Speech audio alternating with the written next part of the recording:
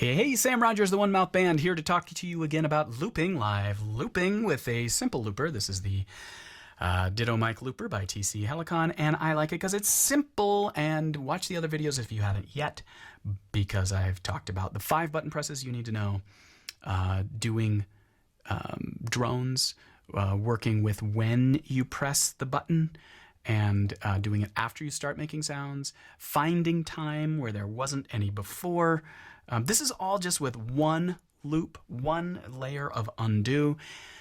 But we haven't really talked much about how do you make a song structure. We touched on it a little bit in the last video, but it was still like capturing a big gigantic phrase, how it is that you put like chord changes and stuff in the loop.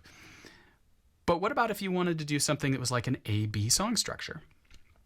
Well, there's not really a B per se with one loop. If you have a looper that can do like separate loops, I also have a Boss RC5, which is really fun, and it's my preferred looper for composing and stuff like that. But for live performance, I still fall back on this because there's just less to go wrong. It's less complicated, and I don't spend any time looking at the looper at all. Again, with this looper, I've got these things on the floor that I can hit with my feet, which is especially good if I'm doing something else with my hands, like that way, like playing that thing.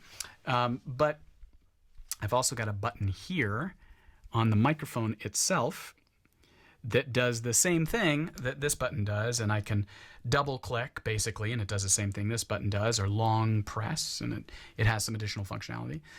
So now I'd like to do that with a song that I wrote, and I would encourage you to write songs with the looper, experimenting with the looper.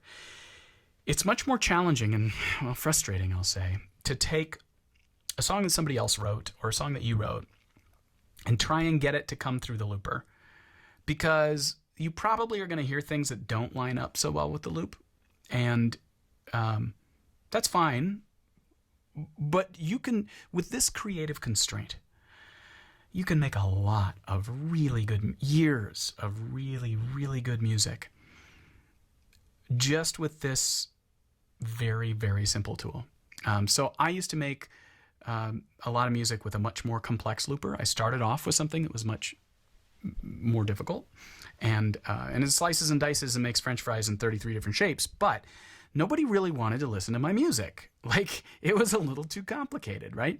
So when you have something that's really simple, it forces you to make simple choices, and that makes your music more accessible as a rule. You know, I'm a huge fan of like Jacob Collier and people like that who are doing some pretty complex out there stuff that's got a lot of changes in it. That's not ideal for looping. But pop music in general is pretty damn simple. And you can do stuff like that with a looper like this. Now, you can't exactly do the B of the A, B, like verse, chorus kind of thing. And when it comes to doing the bridge, that A, B, C part, there's ways to approximate it, but I usually do it by breaking it down. That is, keeping one loop that's just the drum part and doing something with the bridge that's like unsupported, essentially chordally, so that I can make that same drum part work the whole way through. And then that will be the thing between my first 2 button presses. But all this is just me talking about it. Why don't I just make some music? So here's one loop that I know has tone to it, has a chord progression, and it's going to go through the whole entire song. It's a very familiar chord progression.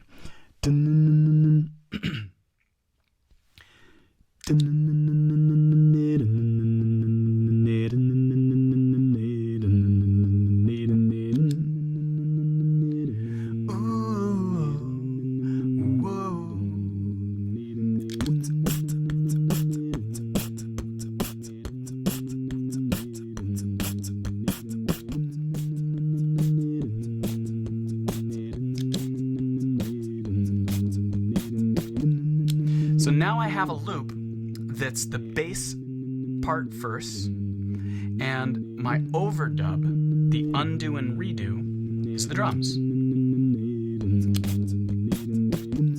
So I could bring this part in and out. And I could do that for an A and a B. It works for pop music. Example.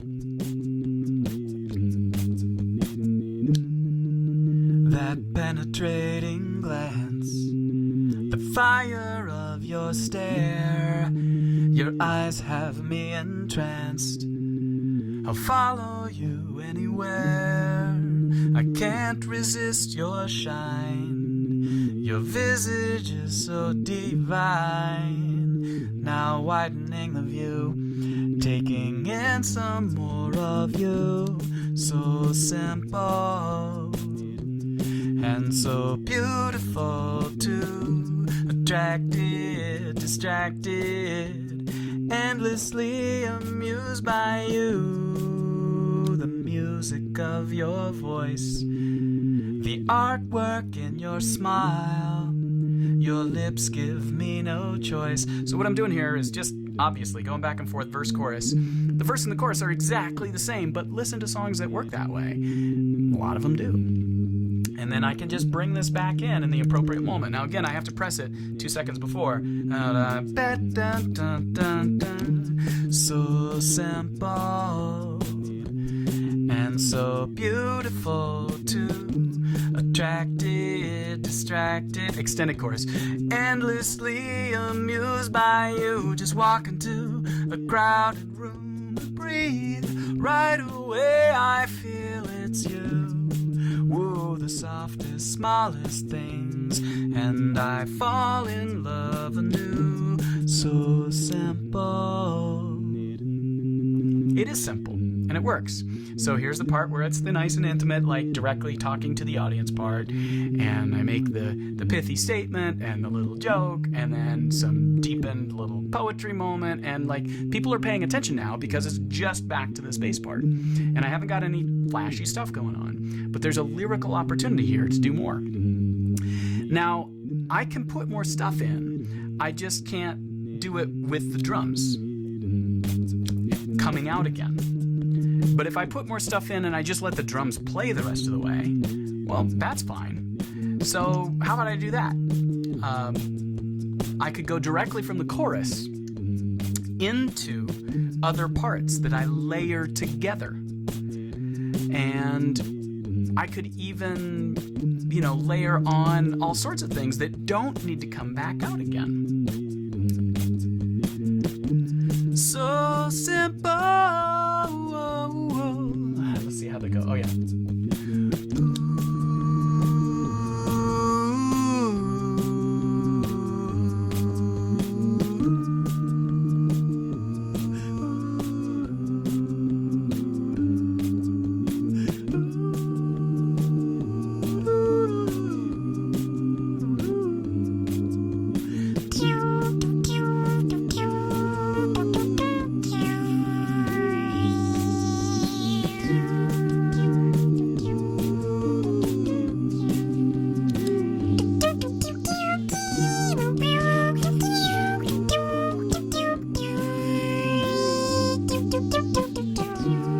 So now I'm doing stuff out of the loop on top of it, and I can do my ending statement of so simple, so beautiful, so simple,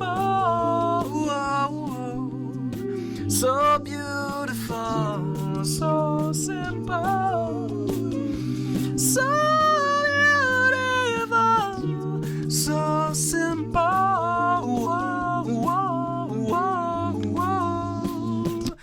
So simple.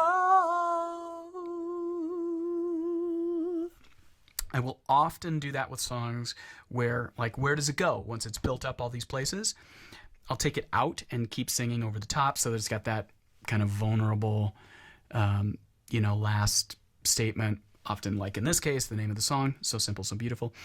And let me bring this loop back in again.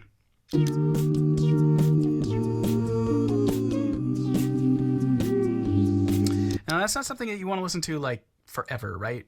But I don't need to go back to the bass at that point. If I'm going to break it down, I'm going to break it down all the way, and I'm going to take the loop all the way out.